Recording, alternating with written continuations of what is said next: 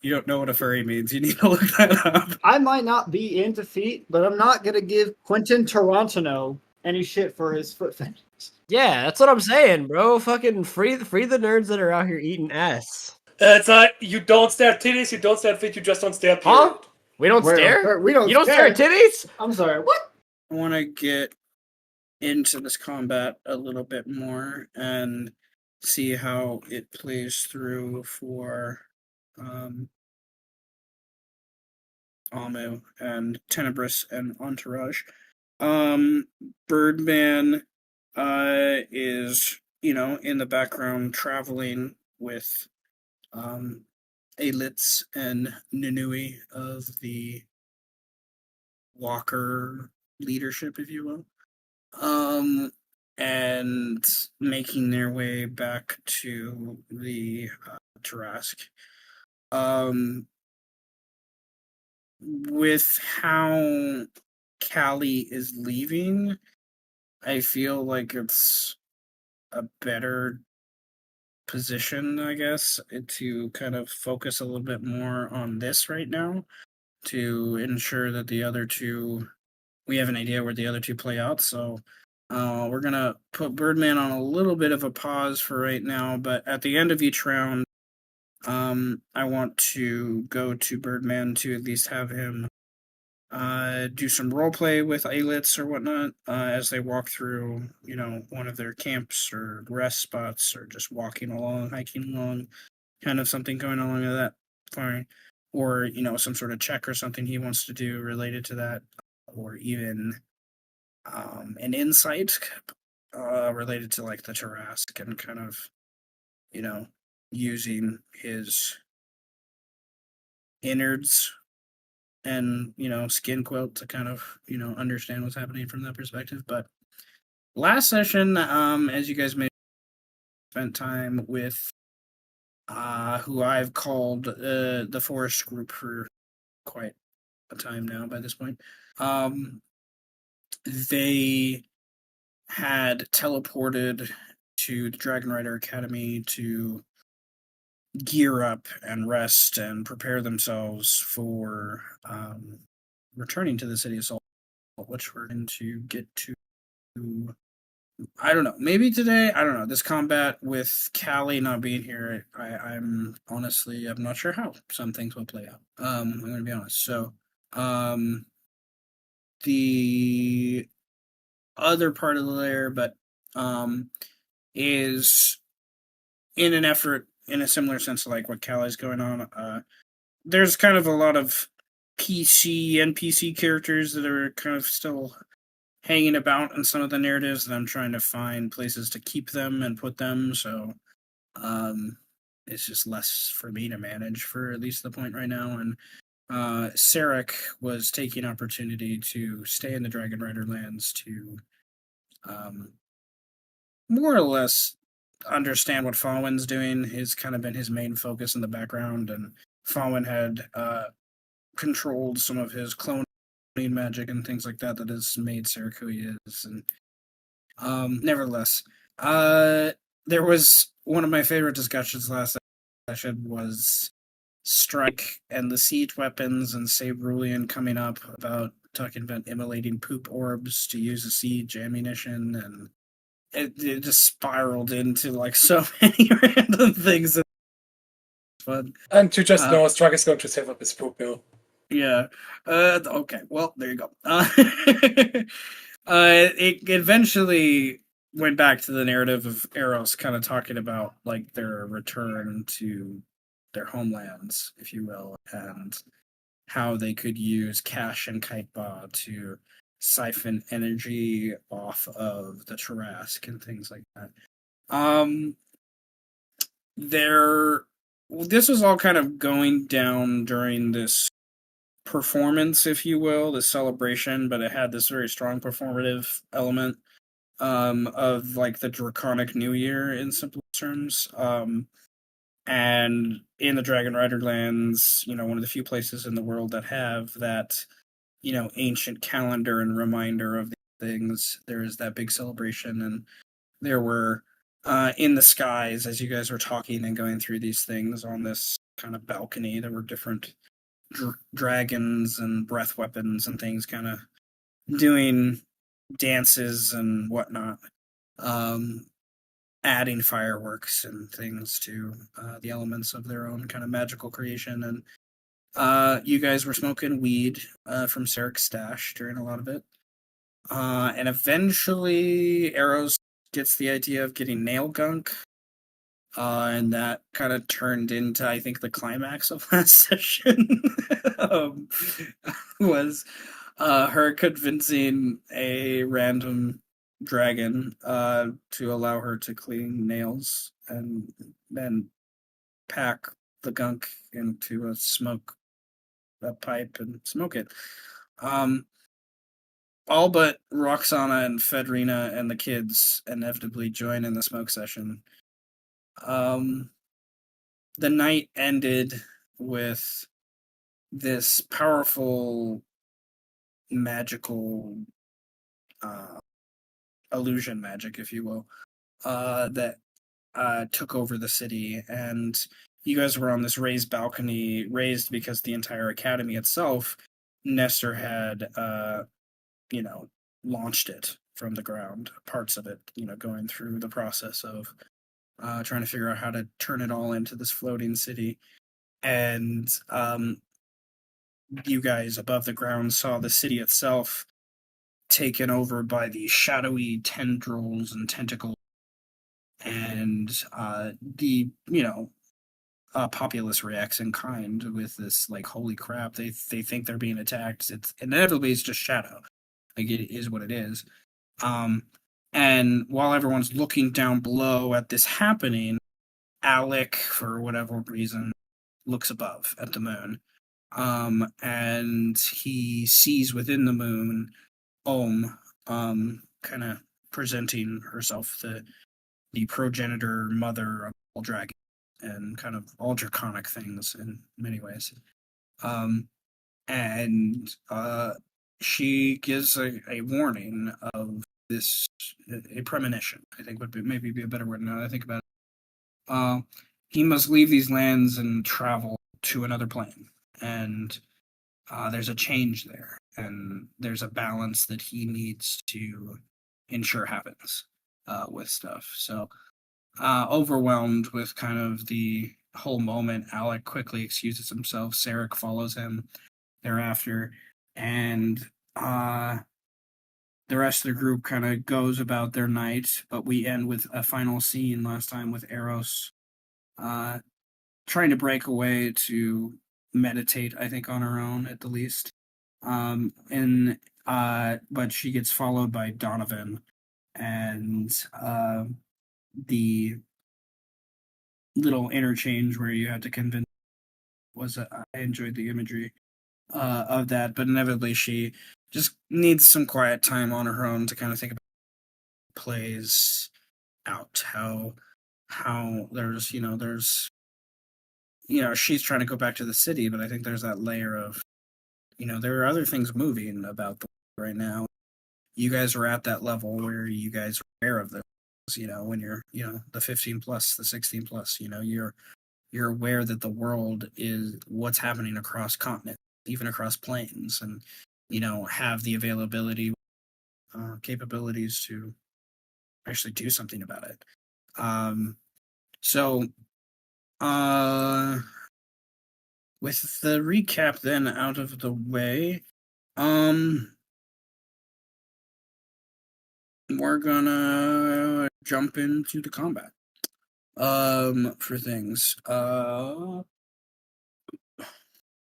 But I just pounded an energy drink and now I have to pee. So give me a second. One second. Fucking hell.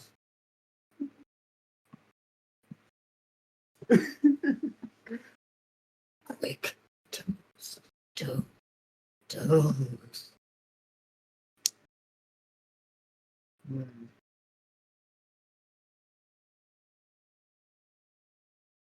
Certainly, there's got to be hand fetishes out there, yeah. No. Right. My name is Yoshikaga Kira. What the fuck? Her name is what?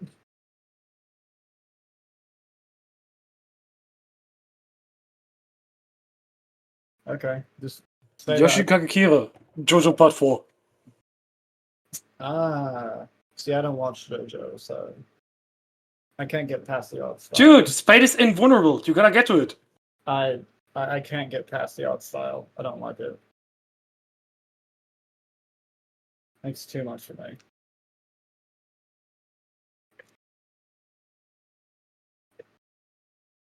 You don't like big buff men being hot? Unbelievable. I am not into men. I find them repulsive in the first place. But even then, the art style is just. I'm just talking about the art style.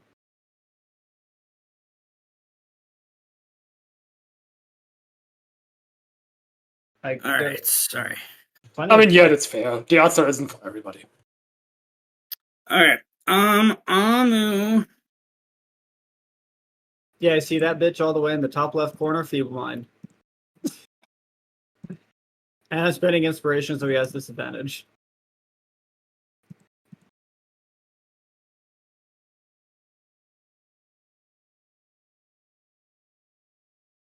Yeah, that bitch. Fuck this person in particular. It's actually a very old woman dwarf, but that's okay. Yeah, fuck this Um, bitch in particular. Fuck this bitch in particular. All right, let me see.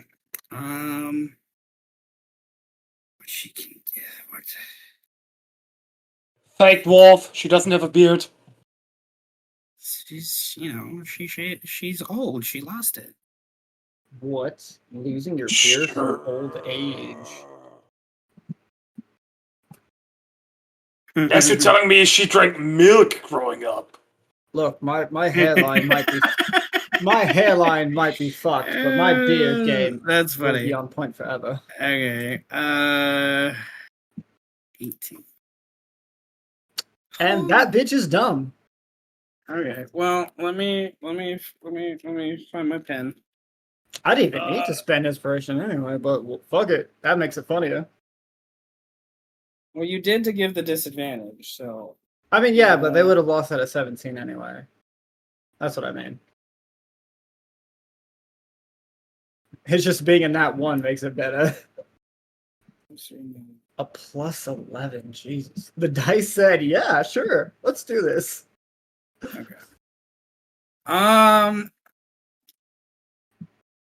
But I'm gonna give a point to Brandon, and I'm gonna re-roll that.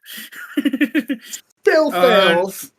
Okay. The dice have spoken. The dice have spoken. Okay, I'm just making sure that the dice spoke twice. No, we're gonna give a point to me. No. Stop agreeing. We're trying to get an advantage here. I agreed for a reason. Get an advantage. Okay. All right. What do I want to put to mark that for now? I'm gonna do the face. All right. So this thing, which was like in the process of moving rather quickly, the mechanical like anteater thing that ooh, wait, that she gets a bonus.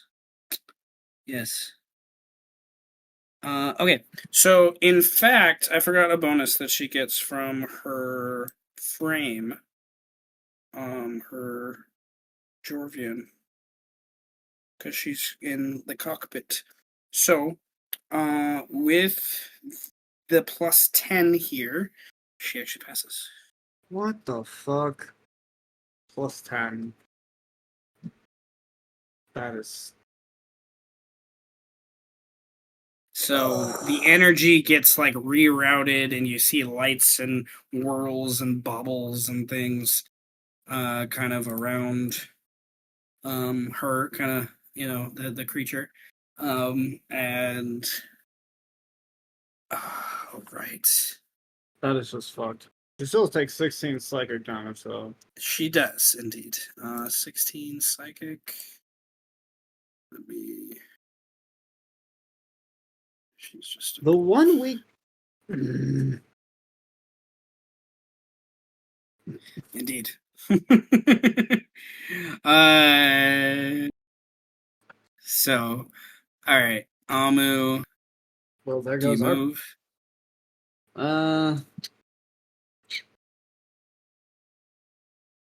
Yeah, a bonus. So, I'm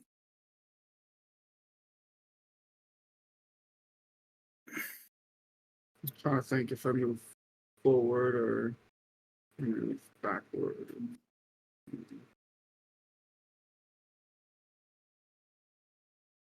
Mm.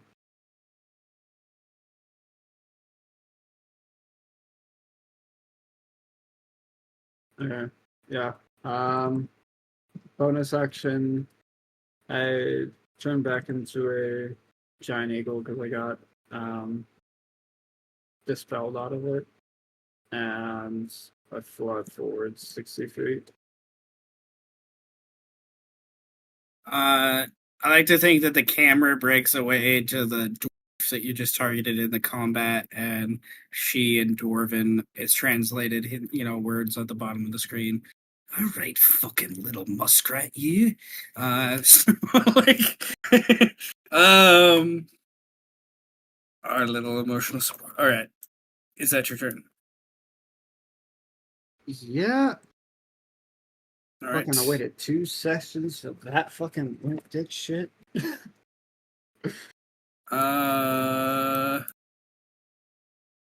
Iron Maiden. I feel like after Yes. 3 minutes, his feeble mind last time. It's like, maybe I should just make sure that isn't a full chase. Yeah.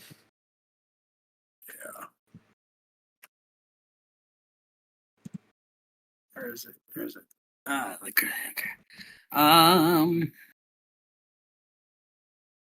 So yeah, that's 50. Okay.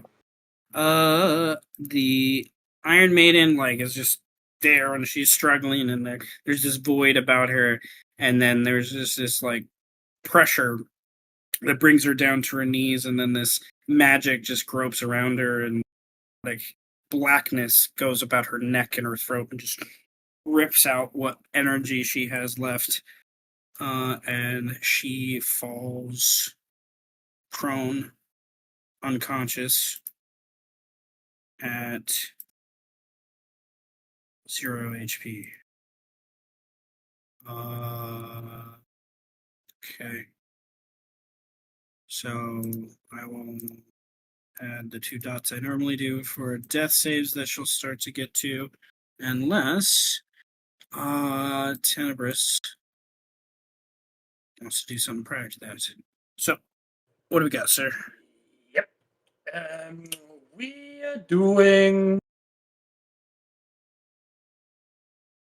Just find it real quick.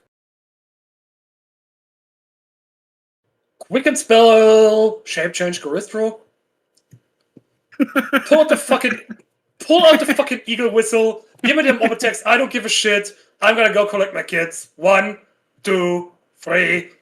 And I want to give them all full cover with my crazy fucking demon body.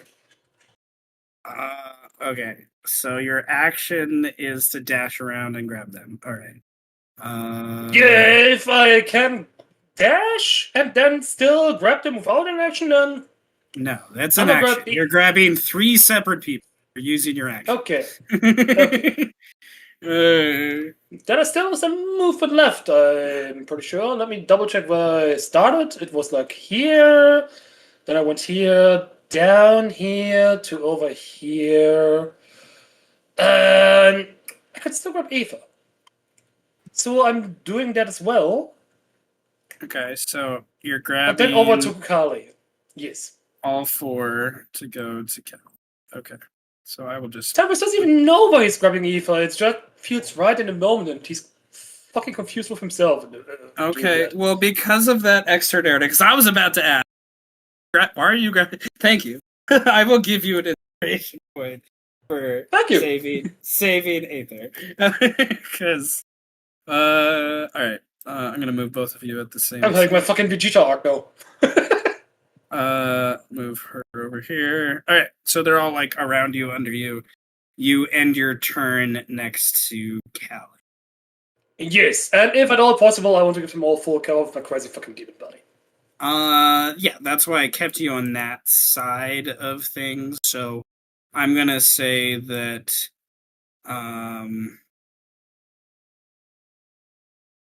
yeah, you're like taking a knee. You're partially prone, so you can get them all 4 of them, 5 of them at the same time using your body from that angle. Right. With that. Okay. Oops. Caps lock. All right. Dwarf. Before I forget, feed Iron Maiden a potion next time. Next possible opportunity, probably post teleport. 34.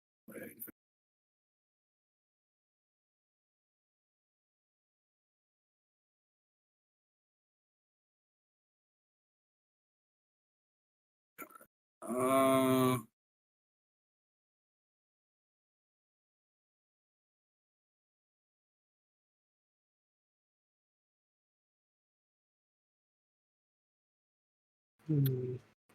yeah. Um,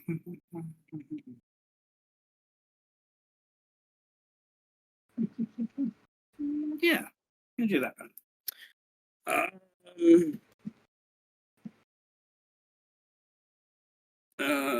okay.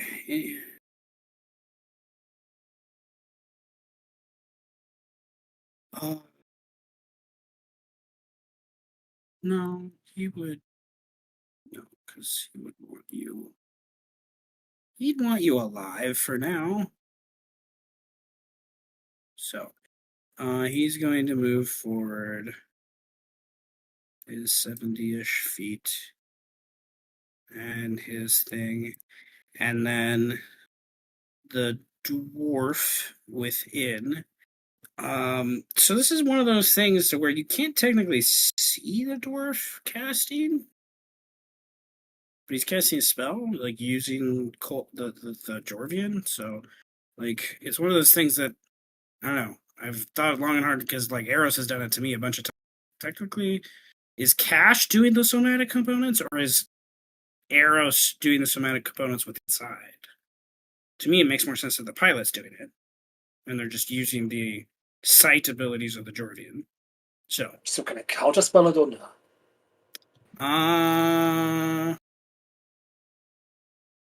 It's interesting.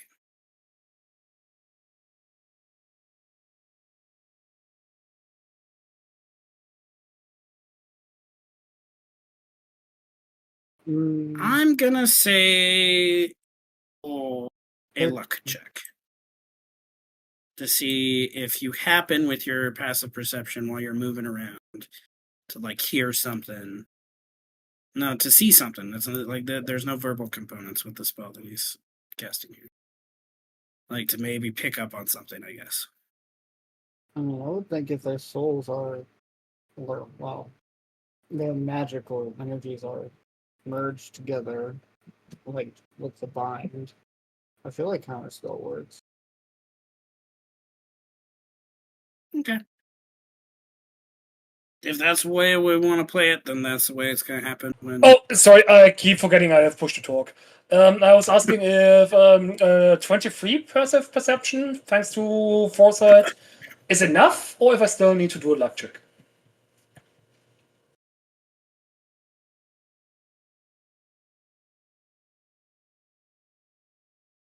I actually... Has Tenebris fought a Jorvian before? I don't think so. Okay, I've roll an seen Arcana one before. That was Kitebar, before Strike Token. Yeah, you haven't actually seen one fight. I would like you to roll an Arcana check to see if you recognize like how the magic is diverting through this creature. To see if you can Okay, yeah, I'll say that. Yeah, I was like, it's like a 25. Okay, Seems 29. more appropriate than a pure luck check, given the wizard thing. So, there's a weird energy about emanating off of this thing. And so the question is, your gut thinks it's about to like shoot some magic at you, like, fire at you with like, a gun or what. Is what the Arcana check would tell you. The spell seems to be a illusion spell of some sort. Do you counter? Ah, fuck it, I'm counterspelling at 6th level. You easily just create a quick like magical shield around you and the others using your big like Garistro bulk, and just kind of like this red energy I just feel like blows back whatever energy was trying to grip around the area. And it would have affected all of them, to be sure. With your Arcana check, it's illusion. It's I think after the fact, once you feel the power level kind of going on with that, I think it was a spell they were doing. Nevertheless, that's their action. As their bonus action, you hear a dwarven voice over like an inner kind of thing coming from the beast thing here, echo over to this guy and say, "Giant, we paid ya! Get him done!" And he is going to give the creature a bardic inspiration. Bonus action. Okay. At the start of this guy's turn, the void spell shrinks 10, 15. Nope. You didn't even bother by giving the giant op attacks. Nope, too late.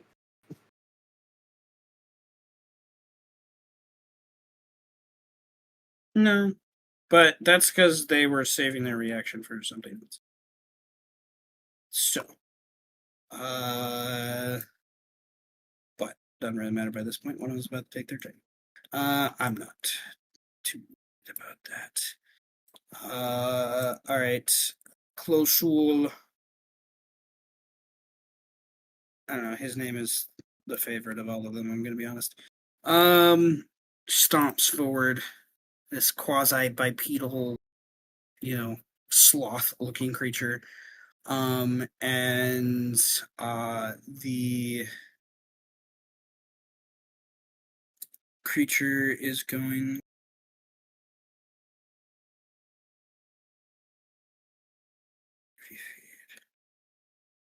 Can't tell if those are thick thighs or thick calves that sloth has.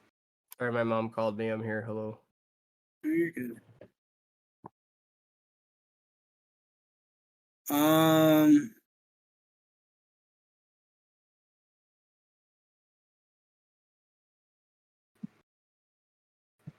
Okay. I like that one.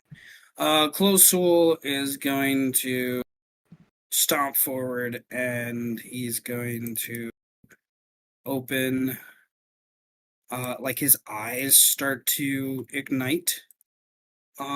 With this like weird, like black and white and purpley kind of energy.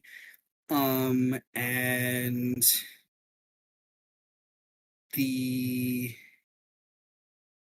interesting. You're there. How long can they be?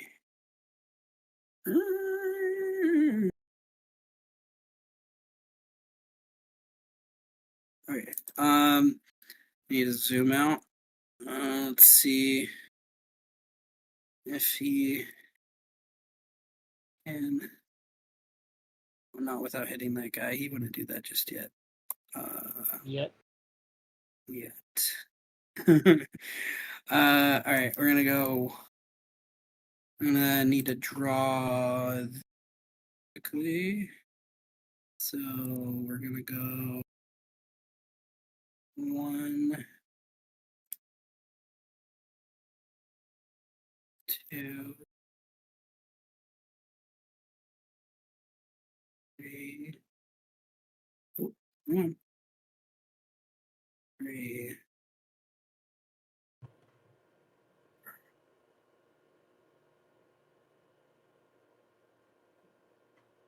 Okay, these.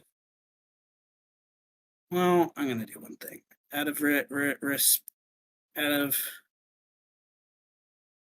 Yeah, okay. I'm gonna continue with my life. Okay. They're its eyes open, and then there are these uh 4 beams of light that like trail out and like immediately like a laser, even though they're 20-30 feet above the ground as this thing's bipedal, the grass underneath ignites and there's this smoke kind of line that aligns with the laser, if you will, that's kind of formed. And I need those people to roll a charisma saving throw. And I will. Oh, I thought I clicked the thing. There, I clicked the thing. Oh dear gods.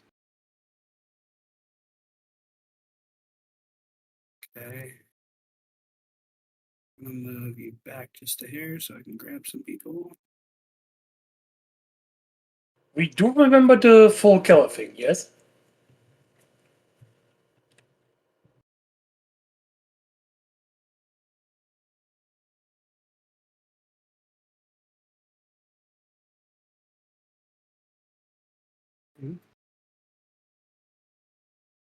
Oh, right.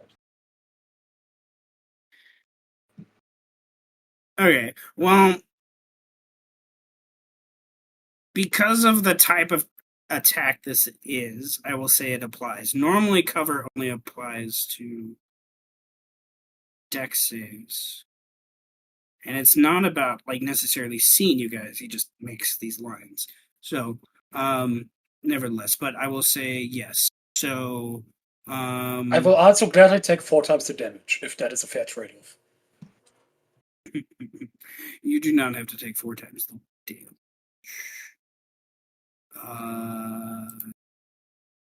They wouldn't do with that. Looking at the alignment, they would only do 3. They don't have to do.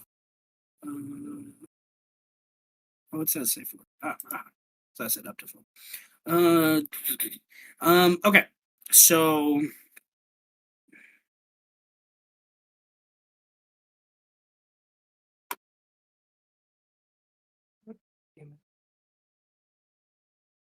I would like you to roll against 2 of them then. So roll again. Alright. If I fail, I want to use an inspiration tool. Putting it out there right away. 31. Nice. Okay. So, I know Garistro, if I remember correctly, I'm pretty sure they're resistant to lightning. Cold, fire, lightning, bludgeoning, piercing, and slashing from normal magical attacks. Obviously from non-magical just counts for the physical stuff, right? But lightning in general, yeah. Yeah, for the ease of things, we're gonna just cut it in half and say, so 128 divided by 64. So 64, yeah. So 64 lightning and 64 necrotic. Resistant to lightning, so that's 32 lightning past the save. 16 And lightning. Shadakai has resistance to necrotic as well, so both are basically cut in half. Okay, so you take 32 in total, if I did my math correctly. Which is insane. That would be half of a half. No, well, 32 twice, because you passed it twice. So yeah, 32. So 6, because there were 2. You took 2 beams to protect everyone. So I don't even think I can fail a con save for that. Okay. Which is fine. Okay. So you protect them, but you take 60 some odd damage. So 64, I think it was. Yes. Yep. And that is Close Soul's action. Do they want to use a bonus action? Seeing that you did that, I think they. So.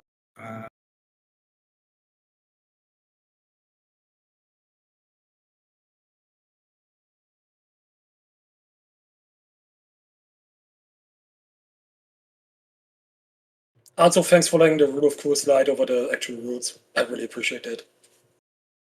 No, it was good. It was fine. It made sense. It made sense. Damn it. Okay, so I think they do that though. This like sloth creature, its legs kind of arc weirdly down, its arms kind of go in pedal, but like its shoulders like dislocate almost and things, and its claws and feet dig into the ground rather deeply, and its head kind of modifies into be more of looking kind of like a cannon than anything else, as it activates its tyrant mode. Slower, but can attack more often.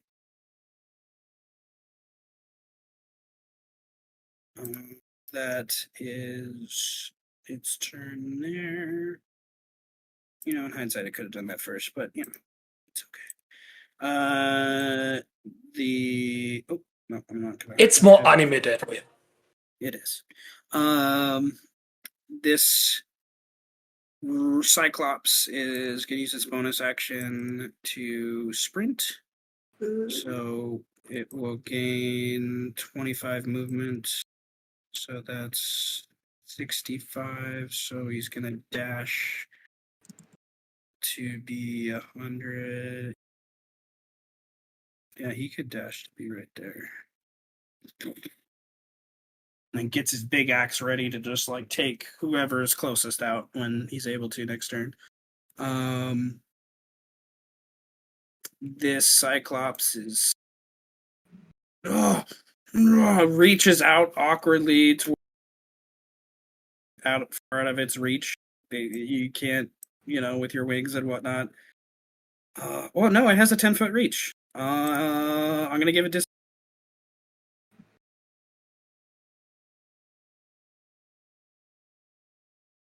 Nope. And then this guy got a bardic inspiration. He's going to move forward the 50 feet because he's pretty injured. And he's going to spin his axe back around to get to the part that's been modified for the heavy crossbow. And he can make 2 attacks. The heavy crossbow. Okay, that's 16. He will add the D10 from the Bardic Inspiration he got to turn it into a Who 24. is that aimed at? You're in the way, like he's shooting at you. So Disadvantage, please. Could be shooting his body. why is it disadvantage? Remind me. Foresight. Okay, so the first one's a 24. With that, and then okay. Scorpions is going to move over here. He already had his bow out, yes, so he's going to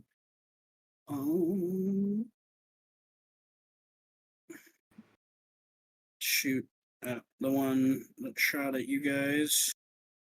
At you, first one will hit.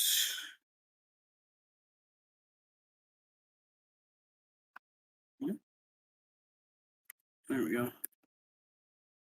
All right, and Warmonger.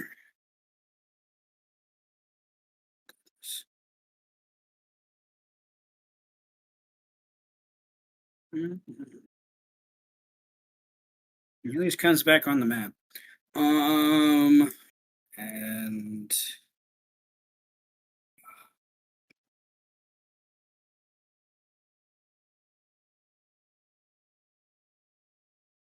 anything he can do.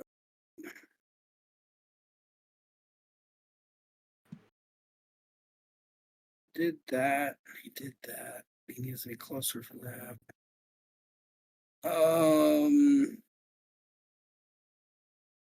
20 feet.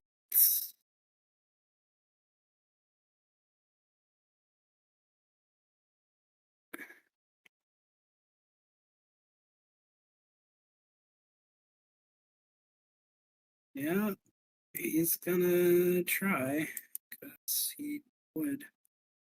Gormonger kind of center anti-ish. He makes a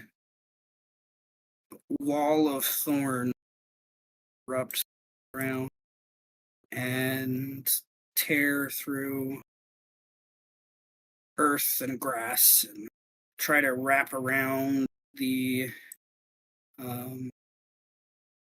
creatures. So let me draw that quick.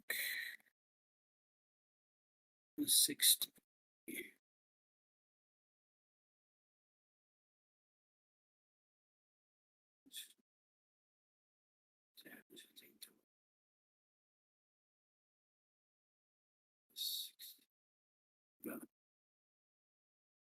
Why didn't you draw, you stupid thing?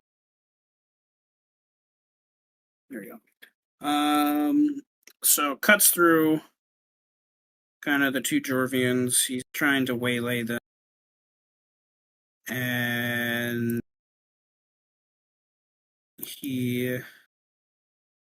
so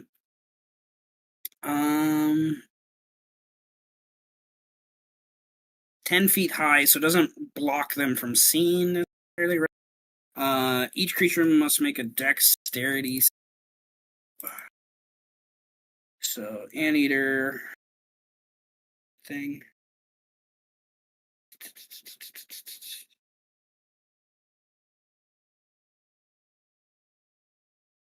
Okay, they get a slight bonus to this.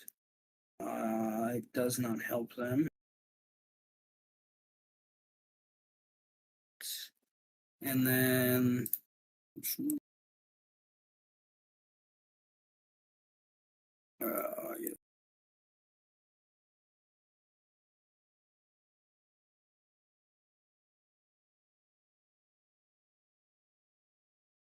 All right, so it kind of rips through them all and grabs at them and whatnot, and as they go through, and it does apply, the idea of the difficult terrain it creates. That's kind of insane, but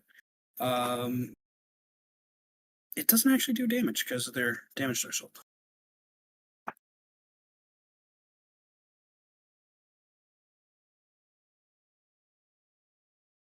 All right, so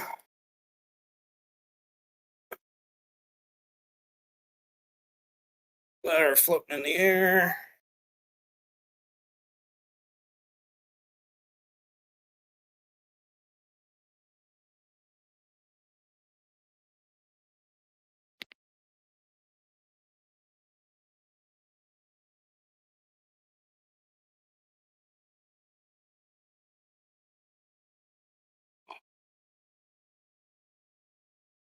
So I'm gonna roll a higher low this late. Okay, so she's good.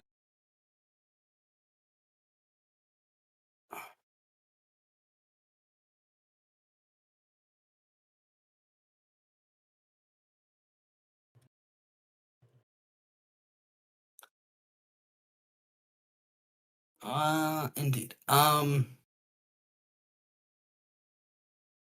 So we've ruled with the Jovians and the cunning action and apply to how kind of creature and how it's able to kind of interact with stuff, right? So she's going to cast upon herself, therefore I think is going to affect the Jorvian because of the intimacy, if you will, of their connection. A spell, and it will be. It'll take me a moment to click other buttons. She starts to the whole thing starts. She starts to kind of disperse, if you will, and. Did I give you that idea? Mm-hmm. I 100% less. I based the pilots of the Jorvians once I saw what you were doing. So the pilots are just bards. Yep. Okay. It made me laugh. Nevertheless, I'm gonna put her on the GM layer since you lose track, and that's her action. Layers. Okay, and then she's. Now, there is the thing to where Amu, that was her action. She was not able to roll a stealth, and nor do I feel like, these things are very stealth on the whole. Unless they were, one of the, like the bird or the snake, or the panther. Those were all your stealthy ones, and you guys, fuck those up. But, there is that, you sense it. You can hear the movement. You can see kind of, the rustling of grass and things like that. So you do think you will be able to, on your turn, pinpoint an idea where it's kind of at, just because of its size. If it was a normal medium size, like I'm basically saying, you could probably use your passive perception to kind of help sort of pinpoint an area where you could target something.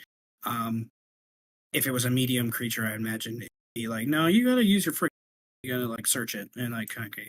But it's a big fucking creature. And your passive perception is pretty. All right.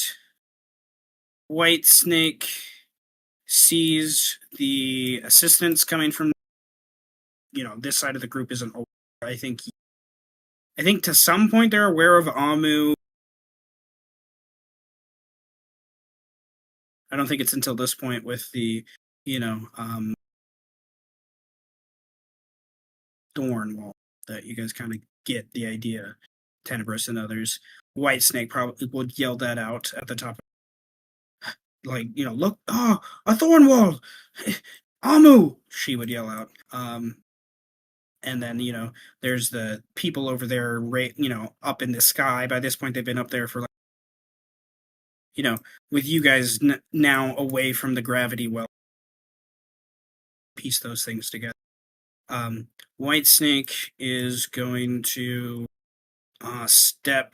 drop her bow on the ground there, and draw her blade from her back, and step into the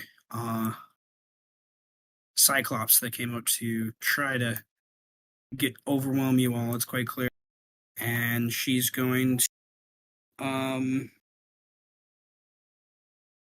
one miss.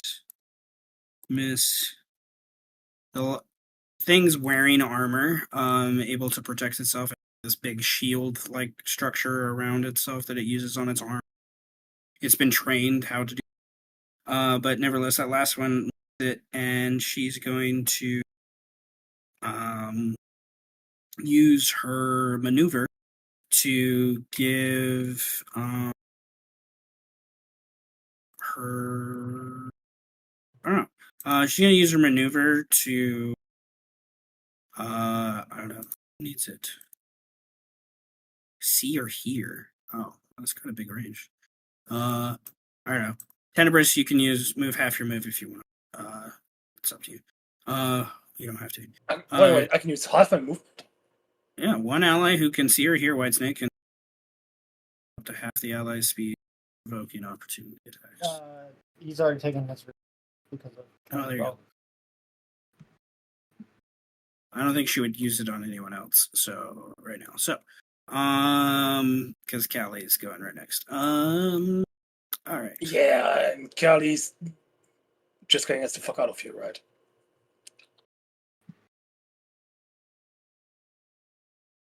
Okay. Well, I guess for clarification's sakes, from Callie's point, is Callie getting everyone out of here? Everyone that's currently around her? Is that what you're saying? Because I was under the impression until you started to act, the way this was described before we started the turn was Callie's just escaping herself. But I misunderstood apparently. So that's fine. Okay. So nah, that was on me then, because I really should have made it a little bit clearer. Because what I discussed with Carly is that she or her character doesn't really like to leave people behind. So it would make more sense if she just gets it all out. Okay. I would like I will roll for Callie. I'm opening her sheet now. I would like you to roll a sanity save. That action of leaving the combat and whatnot. If I. Oh yeah, answering my neutral arc, right? If I may, since Whitesnake did call out Anu, can we say that the maneuver went to him then? If not to anyone nearby. Yeah, fine. I'm fine with that. Yeah. Okay. Because that makes sense. Then I'll move Anu 40 feet this way with his reaction. All right, Birdie. I love it. Yeah, that makes sense. Okay, so all right.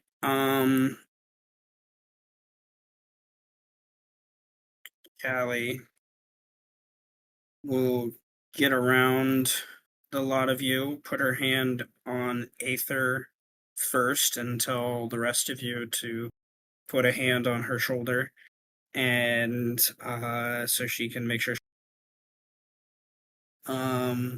And Tenebris, if you want to spend inspiration to influence where Callie is teleporting, you may. Otherwise, I'm gonna roll a D100, and if it rolls above a 75%, I'm gonna be on this. Like one inspiration just to influence where she's teleporting? It'd be 2 because it's a narrative thing. Okay, let's go with 2. Let's say it's to it's both the 13th house where she first made cookies. The 13th house where she first made cookies. Okay. We'll say that in Abyssal you whisper that to her, and somehow she understands. And I'd also like to, when we get there, change to Nazagon and heal Iron Man 400 HP immediately.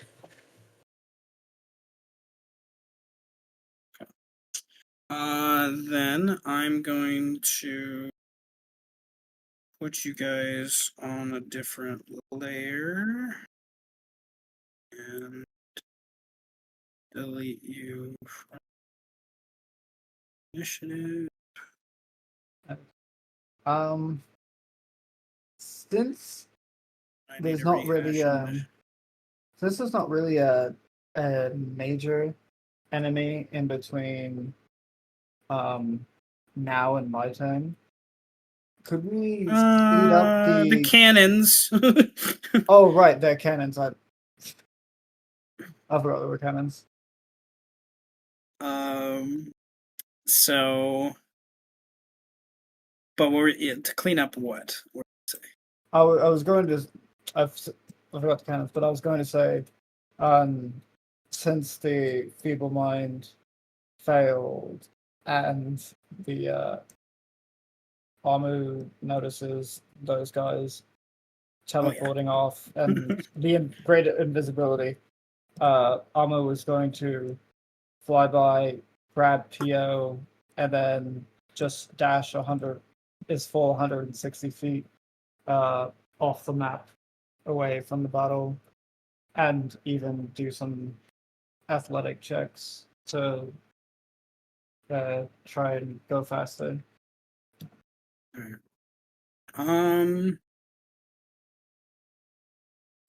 Okay. I'm fine with that. Because yeah, the raiders there. Where the hell did I put Grary? Where did the dog go? Grary, here, boy. Where'd you go?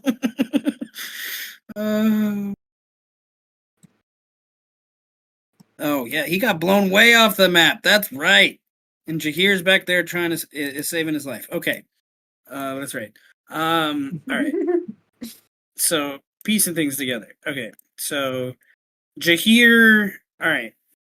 I'm gonna say this is from Jahir's point of view. So I'm going to say, I'm gonna spend some inspiration to help this happen. Seeing as the party broke here, and I'm going to give each of you to take control of the narrative, some to lay out how this happened. So I'm going to give you each 2 inspiration, including Brand. Okay. Yay! Full recoup. That's me. Play this out. So Amu in full eagle form dives down in between. I'm gonna he looks around. He sees in the distance cannons are loading. They're about ready. You hear dwarves yelling orders. You know, they're plugging the holes with those big stick things and the cannonballs down in. And they're yelling out the idea, the sound you've heard right before in Dwarvish. You're not sure. Maybe I don't think you speak Dwarvish, but you know that word by this point because you've been shot a few times. You know, the fire. You know, get ready to fire, whatnot. You dive between these other like female dwarves that are like they're all like followers of this woman that are just floating in the air. You get down to Pio, and Pio's like about ready to like jump, and like he's levitating slowly. He has his fist he's gonna punch one of these dwarves, and he's been trying to for the last 3. Float towards one of them so he could just and he would do an excellent job with this. Once he would get to one of them, pivot off all the others, and you just swoop, and he's like, you him out of the shit. And he's just like, I work, brother, damn it. And then you're swooping around, and it jumps to Jahir, who's way off map by this point. This Linkson man who just gets done with, you know, doing a quick medicine check to quick cure wounds. I'm sorry, to bring Grary back to consciousness, and Grary's coughing and whatnot. He the dog sees like the Goristro appear and just run down this hall, and then they're fine, and then they both dive and disappear, especially Goristro, and his heart kind of stops, and he's like, Grary, we've lost. But what? We had a... And he's just, we need run, get up, we need to run. And Grary and him, they get on all fours and start to run away. The eagle with Pio by this point is like the reverse gravity still holding through as well. The thing coming, and it's at this point where I think you see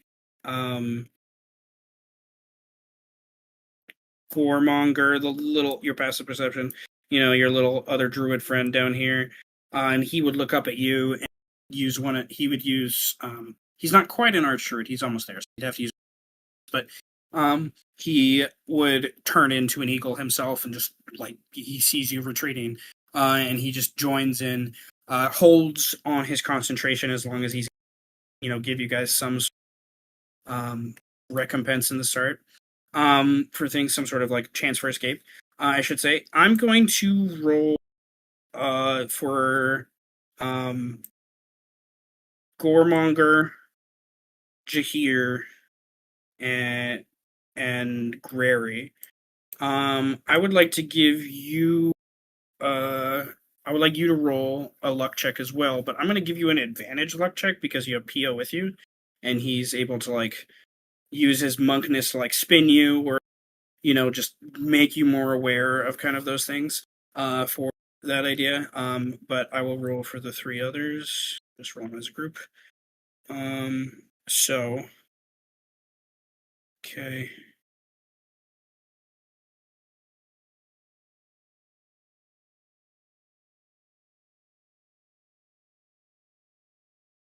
All right. With how small you guys are, quickly you're moving.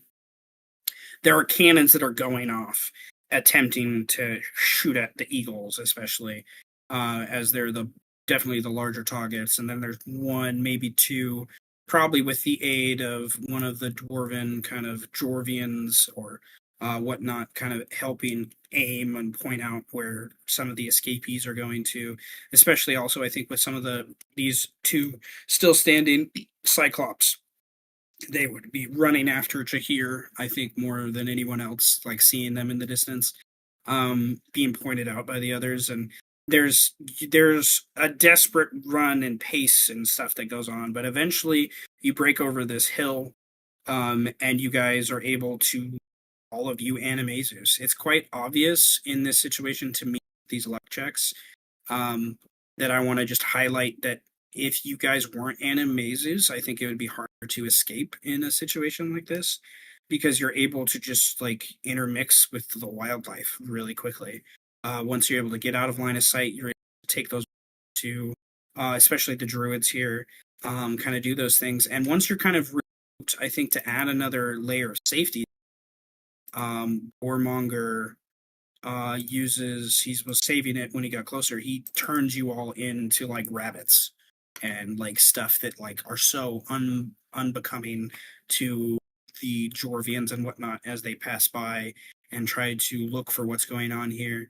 Disoriented themselves, to be sure. Does Amu, I do not think the others would suggest this in any way, so I go to Amu. Does Amu turn around to take a moment to look at what's following him, or does he just get the fuck out of Dodge?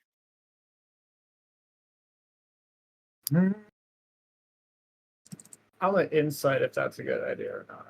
Yeah.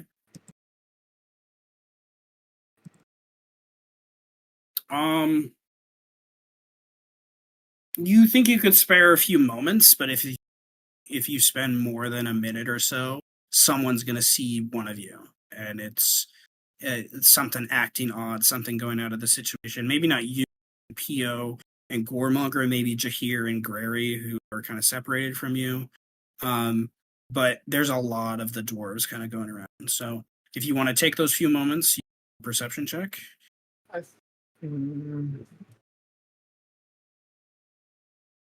think you would spare 10 seconds. Okay.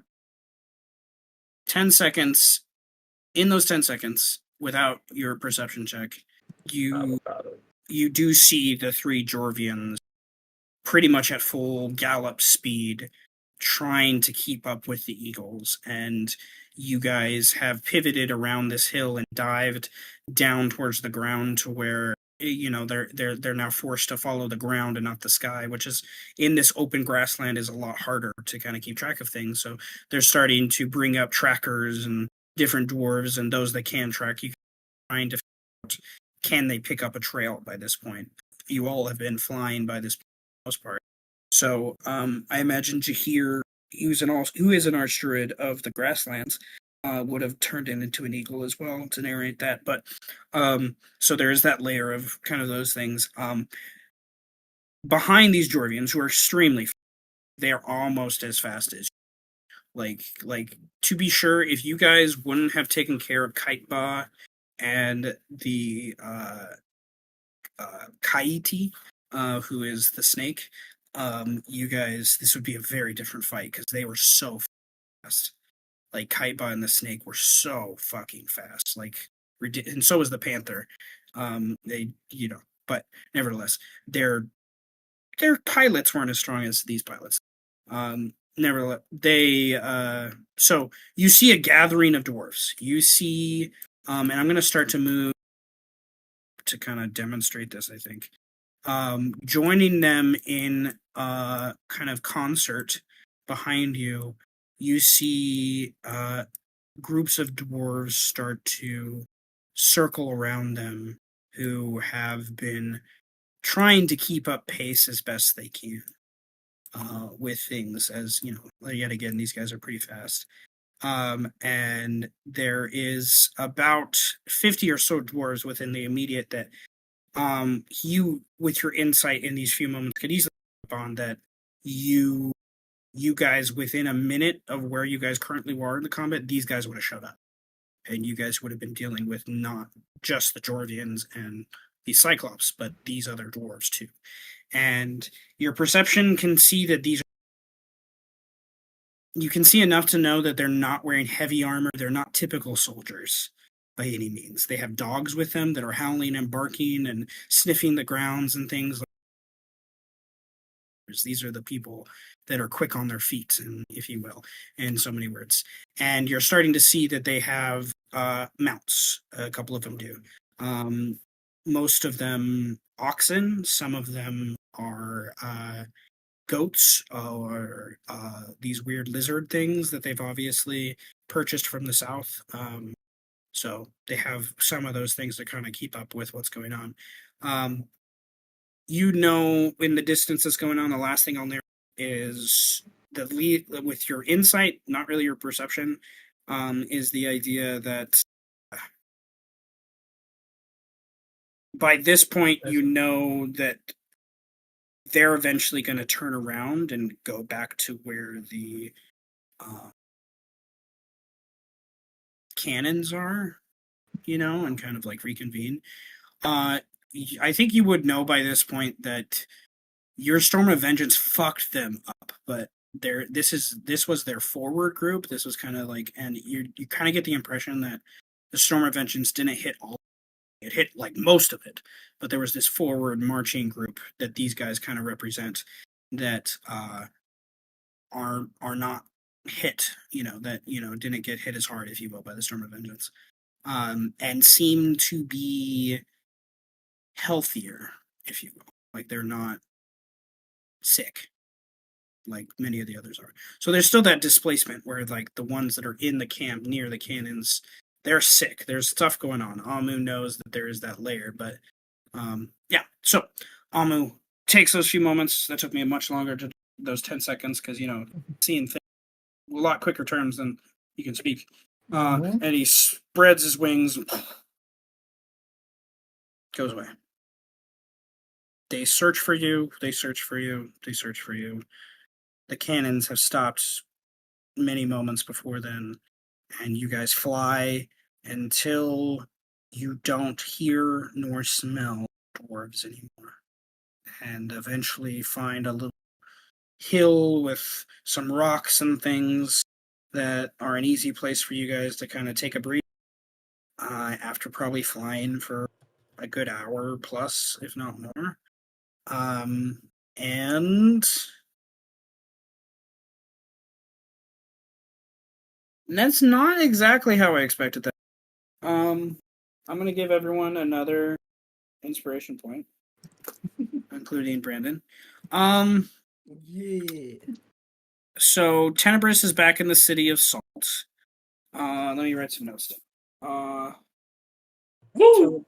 Teleport with Cali, city Salt.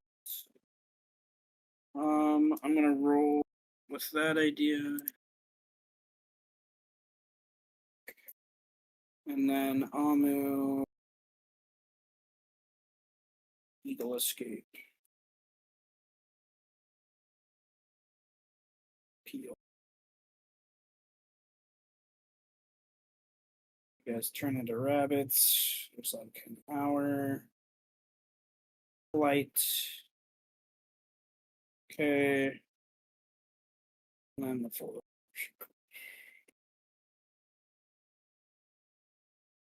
All right.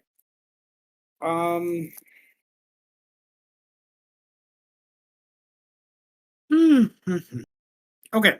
So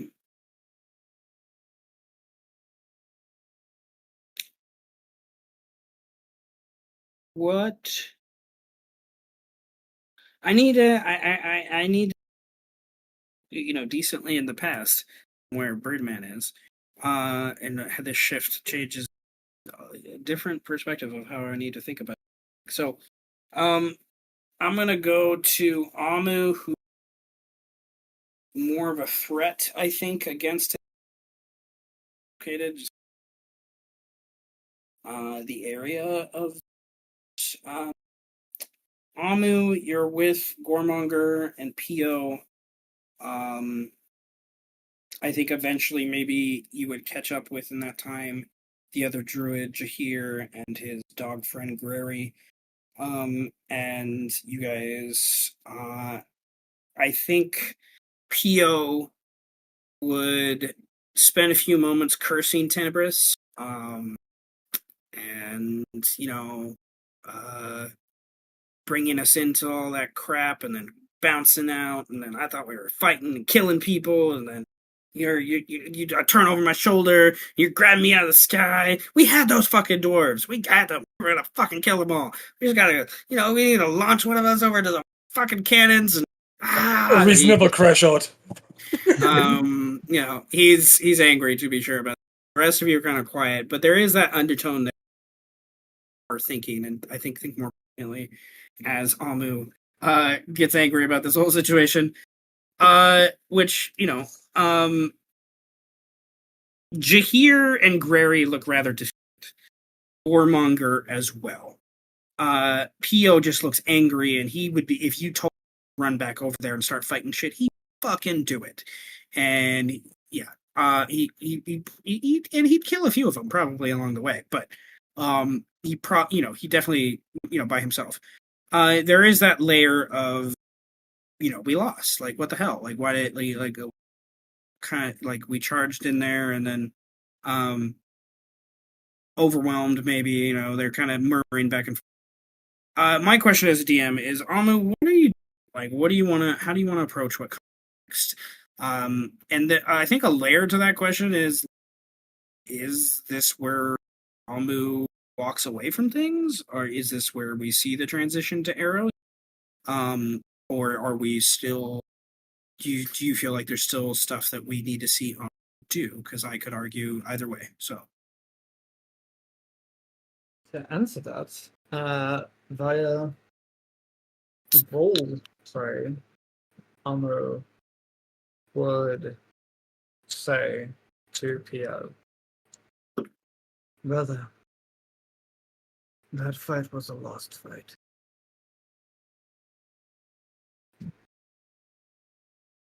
And as much as I have my own reservations about the Sith, I do not think his course of action was a mistaken one. I attempted using very powerful magic to disable one of those primordials. Their own mental fortitude was strong, but the thing they control only made it stronger. Fighting one of them would be a challenge in and of itself. 3 of them, considering what they were looking at, Grary got his ass blasted to Kingdom Come. One-shotted. Yep. 3 Nearly of them dead. would have been a miracle for us to even take down one. So what were we trying to do then? If not like punching some face. I understand, but I was like, we're the underdogs. Come on. And then you reverse gravity them all, and I was like, fuck. And then I was like, yeah, I made the mistake. I shouldn't have jumped in the bubble. But they were just sitting there like little apples, and I was just gonna like pick one, bump, pick two, bump, pick three. I don't doubt your own capabilities, but the plan was already thrown into whack ever since I and Birdman were displaced and we were separated. Had that not have happened, then we would have continued to perform hit and run tactics as they approached, slowly dwindling them down, and we could have amassed something of an army to fight them off. But our forces, as they stand, weren't enough. Are we just gonna let them take? Because they will. Like, we give them a couple days and they're gonna be, like, even not. Like, I agree with you. Okay, yeah, fucking crazy. Okay, but if those three continue, like, continue onward, even if they split up, one goes north, one west, one to the city, like, fuck, man. If we don't stop them now, The there's beast too much was chaos at the city. the beast was the primary objective. The city is not the greatest strategical point to hold given the natural environment that it dwells within. You hear Jahir, who's kind of put himself on the lookout, make a little whisper noise to like be quiet. And you guys hear nearby, not super close, but nearby, some dwarves kind of looking about. A small group of them. In the distance, you can see these like bright multicolored lights. The way they're pivoted, and in the air, higher than the torchlight is. You're pretty sure one of the Jorvians is within shouting distance. As they kind of come into the area. I would like you to either roll a stealth check, or you could roll a perception check to like say that check is you like keeping your eye out for the group more than like trying to keep yourself hidden. But then yeah, so I'll also point out that animal shapes does last for 24 hours. So Indeed. that can be an advantage to us. Yes. My perception is better than my stealth. Wow, not that one. I'll keep my inspiration. Where are you, Jahir? Uh,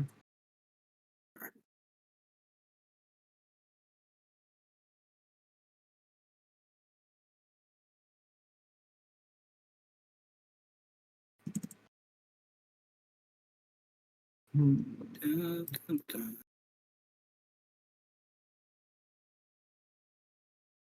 Your stealth is still better. Can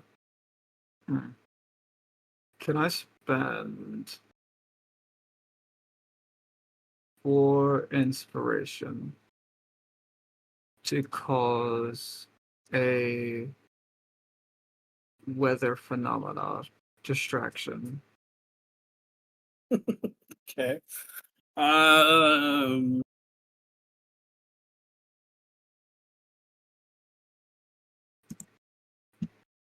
Something that'll get them going in a completely different direction.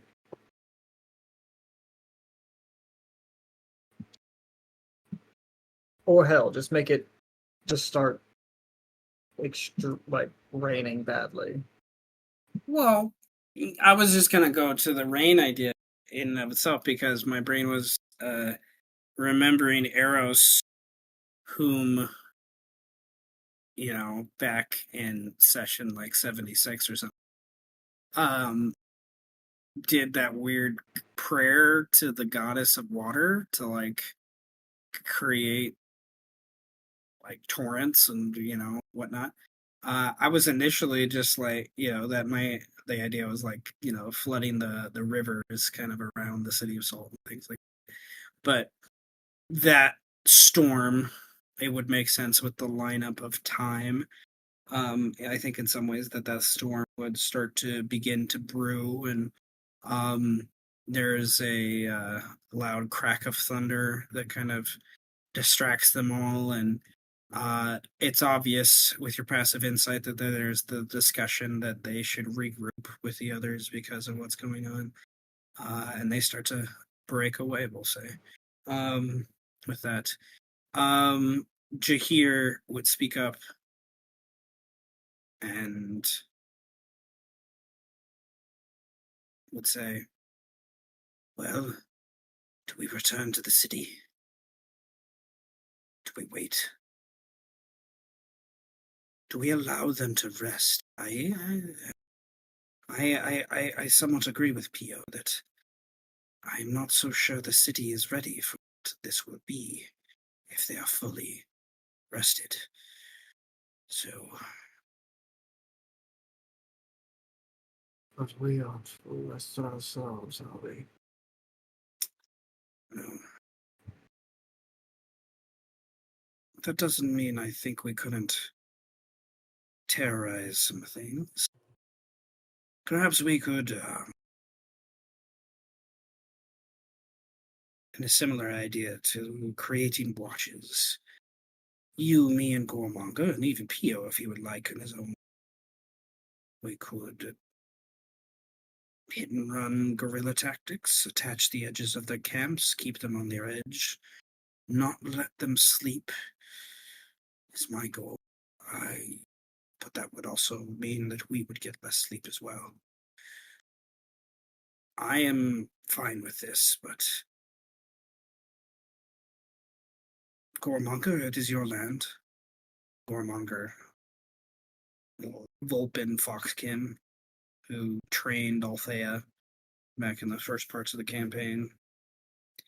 I am tired of this. These doors, we never should have allowed them in the lands in the first. Walkers voted on it. And that vote, like the vote for the city, should never have gone through. I am indifferent. I think it would benefit us to have more aid, which I think if the Sylvan were willing to stand with, they seem like always to be fickle about the lands that they take from, but do not call home. He is directly like, yeah, he never really, he's basically saying he trusted Tenebris in the first place and kind of proved it with what happened. So. I see. The best we can do is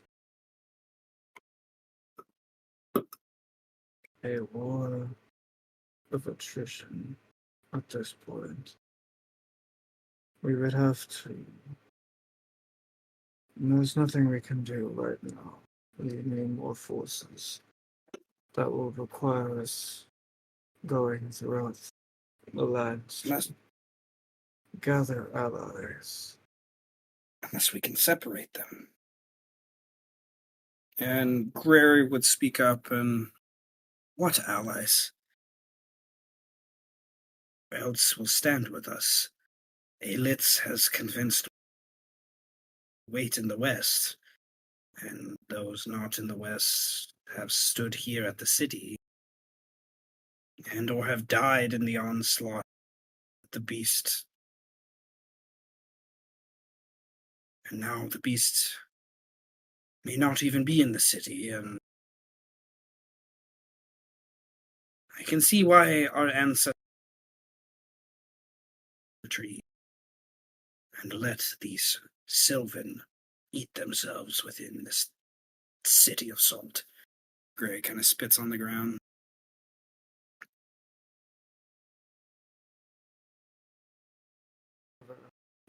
We can find. But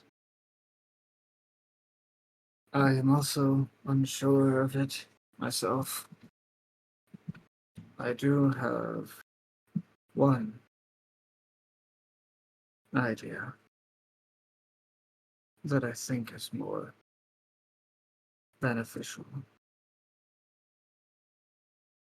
These dwarves come from the south. These are their main forces. With enough time and magic, I can split the lands themselves to cut them off from any reinforcements. And then we can pick them off one by one, like vultures surrounding their next meal. We can do this with the dwarves, Pio says. But thinking about it even more, we need to separate the mechanoids from their army. Like you said, we could probably face one of them. Us four. Here, easily enough. But all three. We would need the aid of a god for that. Anyone know a cleric? No? Damn it. Come on, level 20 divine intervention? Come on. Possibly, if we can separate them from any potential reinforcements, they would have no choice but to split apart. At some point, they can't stay together forever. They didn't come here by sea, they came here by land. The seas must be too tumultuous for them. And as far as we know, there are dwarves inside those crazy things.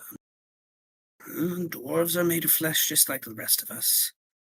They sleep most soundly, I would say.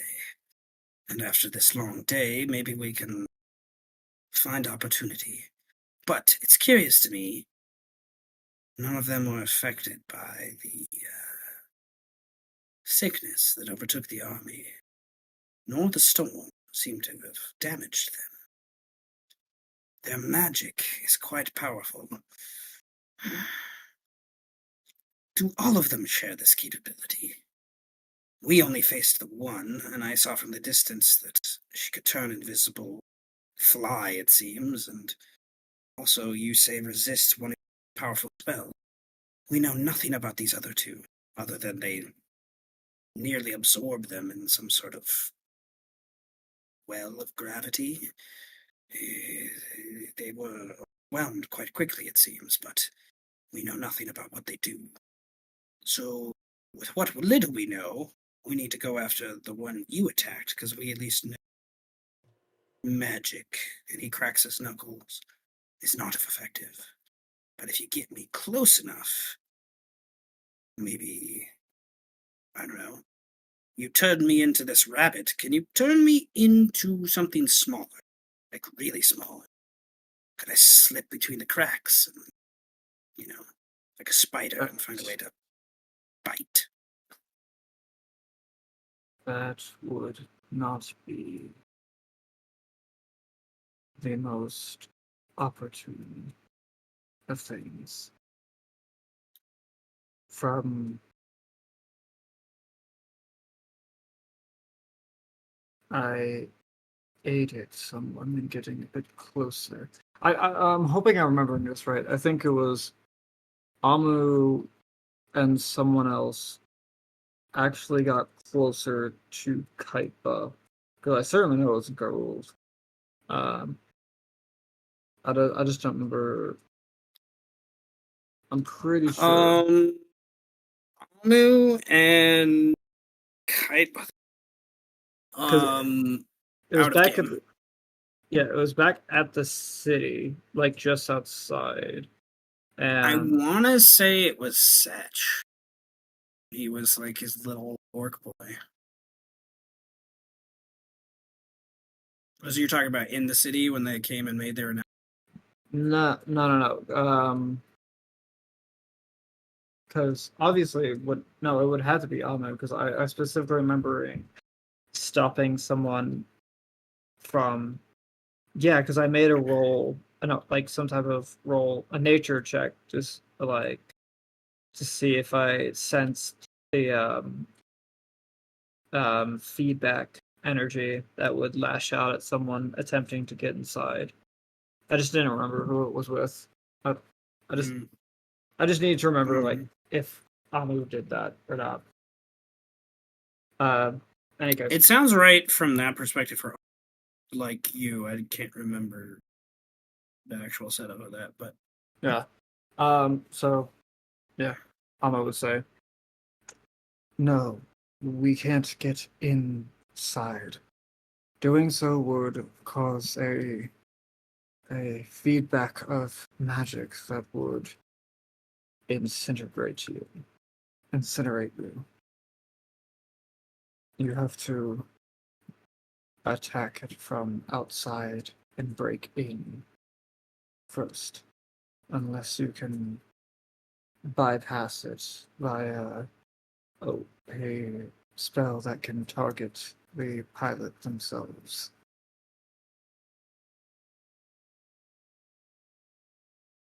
all right then. Well, let's at least get a chance to get some rest, and then I say we go terrorize the motherfuckers, make their lives as much hell as they attempt to lay claim to what is not theirs. Can, assuming nothing happens again, we can at the very least maintain a great distance and plague them with more storms to dwindle down their forces. At least the runs of their infantry. We hit them pretty hard the first time, so well, I could see how that could be beneficial to a point, but It's still those three giants. yes, that storm not gonna affect them. I'll take first watch. All right, so Amu and friends discuss a plan to basically do some guerrilla warfare over the few days that the others attempt to the dwarves.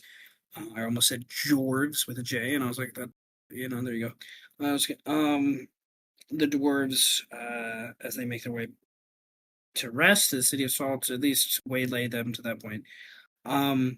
In simplest mechanical terms, like with exhaustion, it would behoove them to actually take a couple to rest, with a good number of their army exhausted. However, with what I mentioned with this group that's on the map, these guys don't seem exhausted.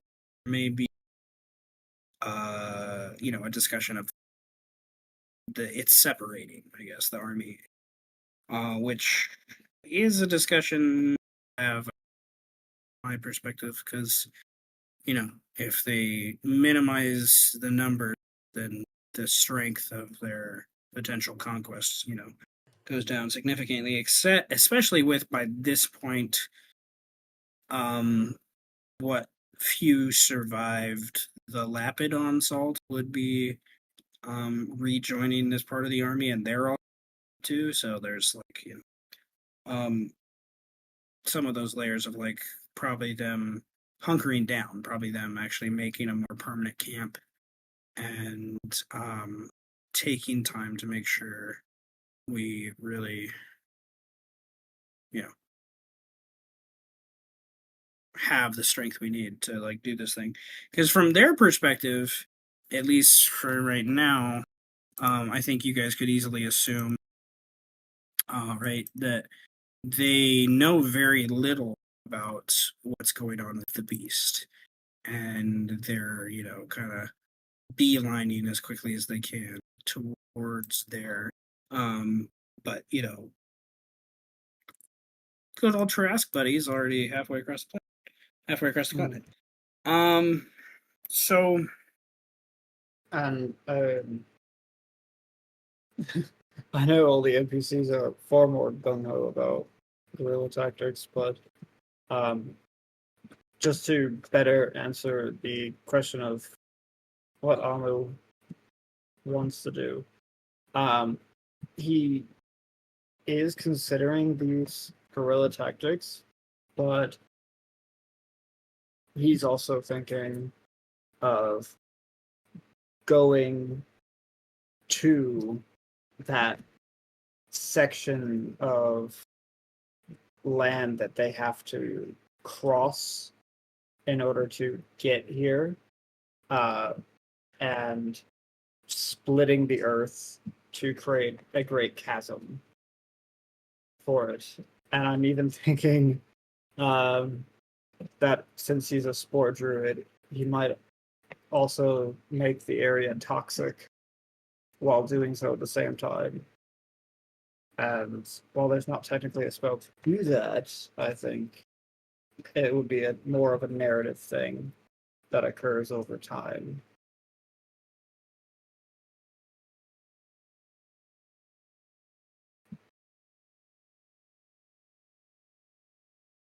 okay.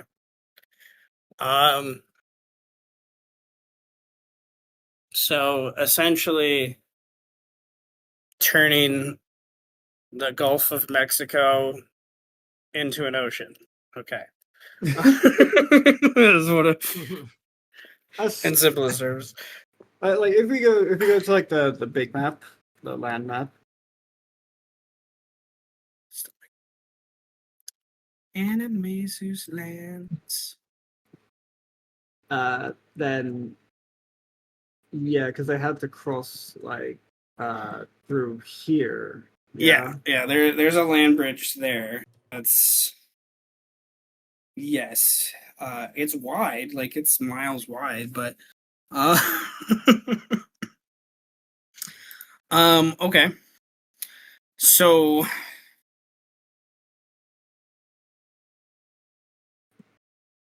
is this something Alma's gonna go do by himself, or proposing to the other two druids who could potentially also prepare Earthquake tomorrow to assist you? Amu is willing to do this by himself. He does also believe that the Jahir at least should help rally the whatever Animaesus are within the lands.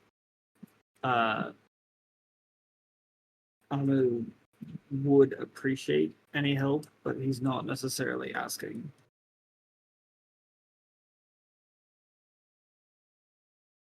Okay.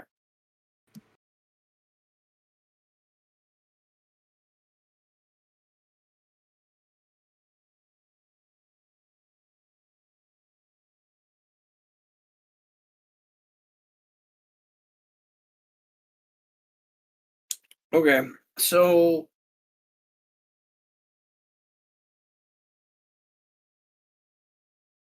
with all that information in mind, I do after the rest there would be a brief conversation related to that, and I do think Jahir and Grary would, unless you want to convince Jahir, other spend time making sure they're prepared for the army that's already here. I could see PO kind of coming with you to at least have your back, because there are.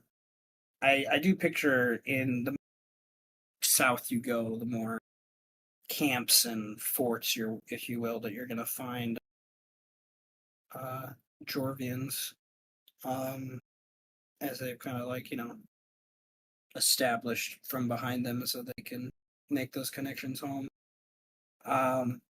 So Gormonger, he's kind of attached to these lands. I think if you're willing to convince them otherwise, heads. And the other's gonna stay here. Hit and run tactics, guerrilla tactics with them, kind of rally what Animaesus are willing, especially now after what's happened here, and kind of using that as persuasion. Look what we've already been able to do. And then I think also as another layer within a few days, it's going to start, the reputation of what happened to the Lapids, and how they were able to defeat the dwarves. I think it inspires some of them. Okay. Yeah, Amu wouldn't. He's not going to try to convince. He's surprised that Tio would actually come along with him, but he's not going to try to convince anyone to come along with him. No. Okay. No, that's fine.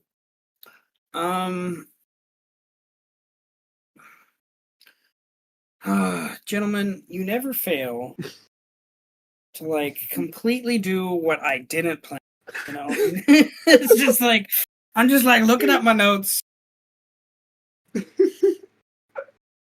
Yeah. Okay, we're now heading south and we're going to create an earthquake that may or may not create a chasm to separate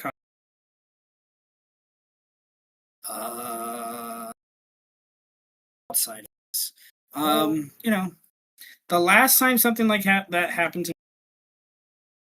the lore of this world was when about 1,000 years ago, when the elves and the dwarves were tapping into the ancient primordial magics that they were doing and ripped the continents asunder to create kingdoms for themselves and things.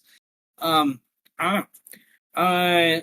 Nevertheless, Tenebris and Callie, I want to address that a little bit here. And then Brandon, Birdman, with what's happened here, shuffle things a little bit, I think, with what he's doing on the back burner for things. So I do think I want to address what's happening with Tenebris real quickly, and then probably wrap up right around there. It's going to be a short. It's kind of shifted, and I think I need some time to kind of lay out how that's going to play out for things. And so I want to take 10 maybe 15 minutes with Tenebris to kind of figure out what's going on with his next step and his children. And it kind of goes to the same question that I asked Amu about 20 minutes ago, was the idea, is this the transition point where we see Tenebris's story start to, end, I guess, start to come to a resolution as he comes to a point where he's going to take this opportunity? I don't know. I could see Tenebris, based upon the action he just took, taking such a big change to save these people, to save these creations, to be someone that's a savior instead of a killer. is just interesting. Like the perspective of like that, character shift to me is, like, is there that point where he's considering that this fight isn't worth it? That maybe it's worth it to go to another plane, to go back to those travels he was. He's gained the power here. Maybe it's time to go test that or something. I don't know. I could also see in the same argument Tenebris being like, "Fuck, that was fun. I want to take the people away that are gonna die, and let them not die. They fucked up my shit." So I could see either argument with Tenebris. So where do you see Tenebris going? Because I definitely see, to add to the narrative, like to remind you, I guess, Callie, I'm going to just say Callie's character by this point is probably just like that I almost died, and we've almost died so many times. The city is in shambles. I got these things chasing after us. She's probably thinking of preparing to like find the safest place she can possibly be, which is probably not on bar, probably not on the material plane, probably going somewhere that no one can find her. As she kind of is that's the narrative that makes the most sense for me right now with what Callie has kind of been able to explain to me. So that would make sense for Kali. As for Tenebris, I would like to think he's trying to tell himself right now he just can't stand wasted potential. The hypocrisy in that is very much on purpose, because he did kill randos every now and then just because he felt like it. The point is, he does start to care, and he's just kind of starting to come to terms with that. Because in almost a millennium of elven existence, he never felt that way, and it's really something he needs to wrap his head around for quite a while. So I'd say his story ends pretty much here. He's not going back into battle with the dwarves or the Jovians or whatever. And I'm pretty much ready to just play Strike again. So he will join Callie, and is where my brain's going with that, at the least for the initial part of a new adventure, as they turn into escapee planeswalkers, where they're trying to, not get found by these maroots that are hunting you. Yeah, and probably make another chart like every day, every other day. So if you want to keep track of that, you're welcome to. So you're telling me that we have a future big bad evil guy. Or a future ally. We don't know. Or future ally. Well, I do have eventually, not next campaign, but one of the future campaigns, I would love to do a Planeswalker thing where you guys are not true PCs. I mentioned this before, where you guys are like, ancient dragons or whatever, like, are involved in things. But I get it's interesting. They find a random island, a random floating, piece of earth in limbo, and there's just a army of Tenebris children that are just sitting there like, military. In a world where everyone is an ancient dragon, and we're the only one with like 3 classes, wouldn't we be like uber powerful compared to them? The idea is, yes, that you guys are like, the idea that I had in my brain, how I don't know how I'm going to balance this. That's the other problem. But the idea is literally like the simplest idea I could explain this is like Bahamut. Like, you are one of Bahamut's avatars. Like, that's what you are. Like, you are the avatar he sends to go do things.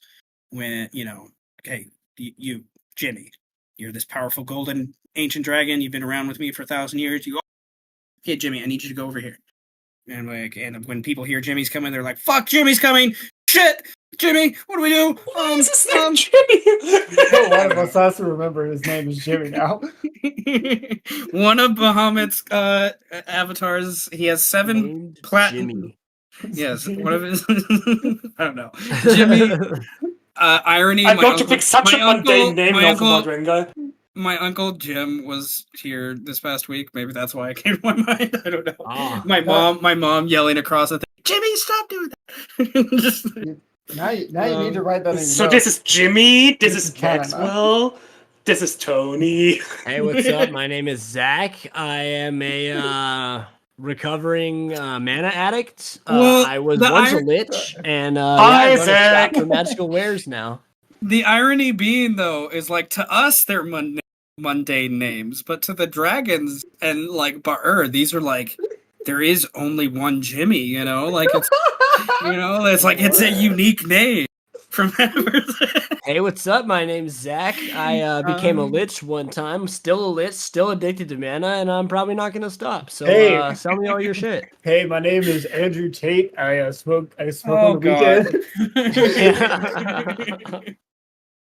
Oh god. Yeah, Okay. so I write random other planar beasts numbers on bathroom walls to see how fun of an experiment that would be, and yeah, so here we are. What is a bathroom? You It's a know, bathroom. Okay. it's a place where I do. That's my a fun mana. thing to think about.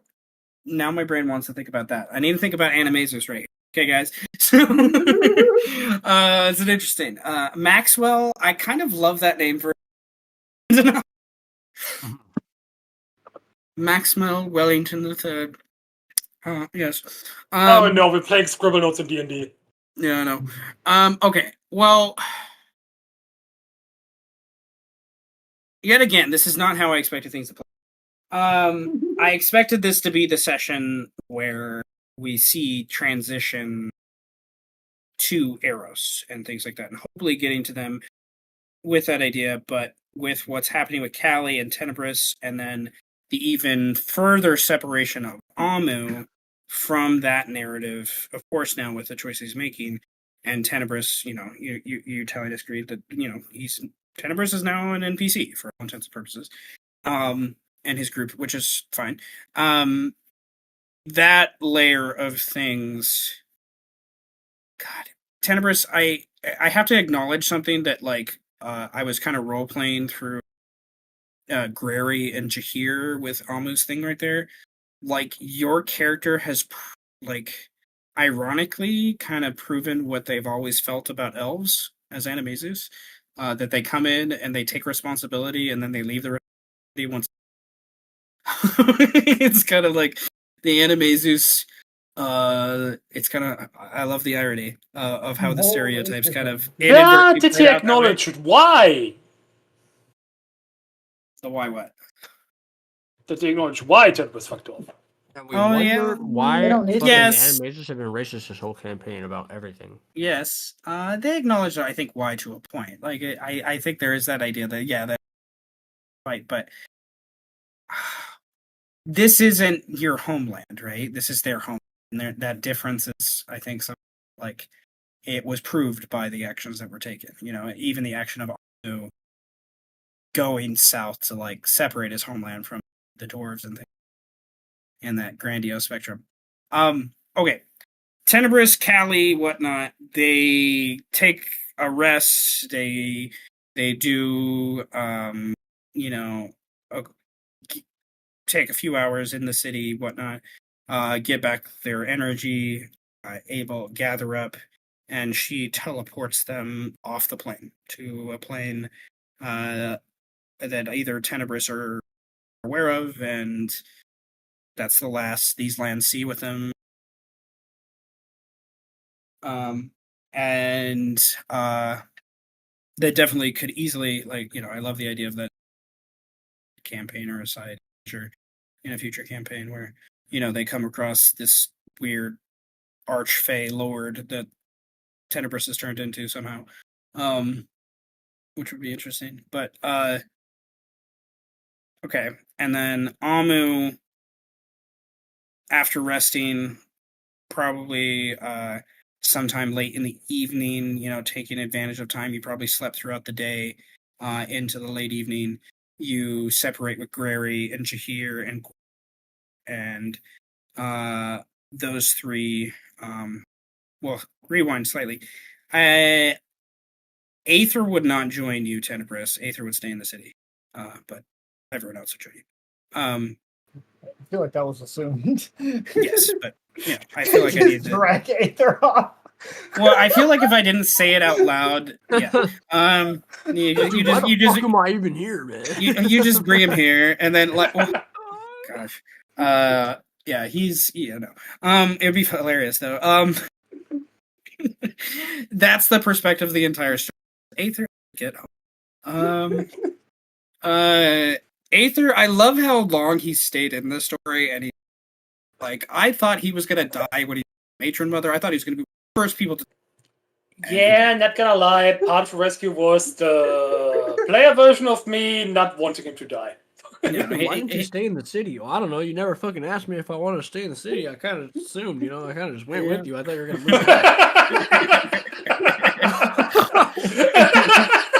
That's funny. That's funny. Huge oversight on my part. Sorry, not sorry. Okay, I have one question for Eros, and then we can kind of discuss. I have another question for all three of you, merging the story back together. But Eros, there's, and I'm fine either way. I think either way can be interesting to want to invest into it. It's kind of where I'm coming from. Kind of, echo back that investment, I feel. But option one, Amu flies to the south, and the story, that's what we know. Amu flew to the south, he went to engage with the dwarves, he's attempting to go find a place where, with his survival skills, where he can break the continent away. Pio and him are literally doing a two-man, going to multiple Dwarvian camps, attacking dwarves along the way. It's not, I do not feel like this is going to be something like a quick one-and-done thing. I feel like this is almost its own mini-adventure in and of itself. The minutia of playing it out is kind of up to you. So we can just say that that's happening in the background. We say that's happening, and the story kind of stops here. Or we can have a few more opportunities, kind of jump to Amu and see with that, or back to option one. You could definitely, if we're saying Amu's done role playing the minutia of things, and that's happening in the background, you definitely can spend inspiration towards what's happening to that, and influencing that end. But also, if we play through the minutia, you can, I think, control over those things.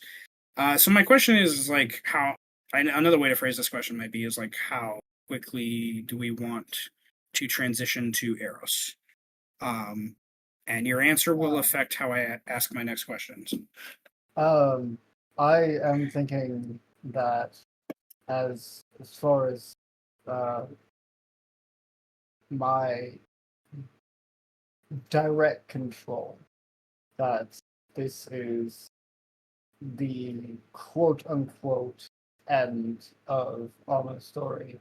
I'm certainly going to pump in whatever inspiration I can spare into what he's doing, unless I think of something that's way more hilarious.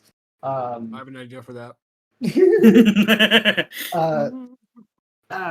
I would say, if anything, I would just want a bit more, just a bit of narrative flair of not just, it's like this two-man militia is like, when you see the path that they leave, it's signs of raging storms, of bones broken in the most auspicious of ways, and diseases and rot spreading from.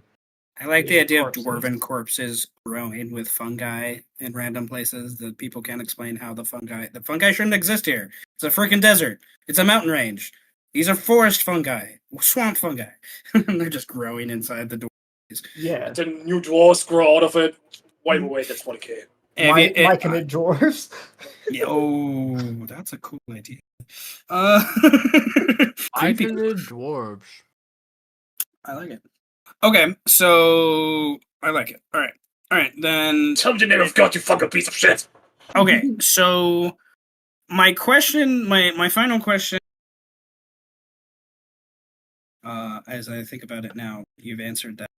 I kind of expected that to happen when we got to this point, but the one expected thing happened. Yay!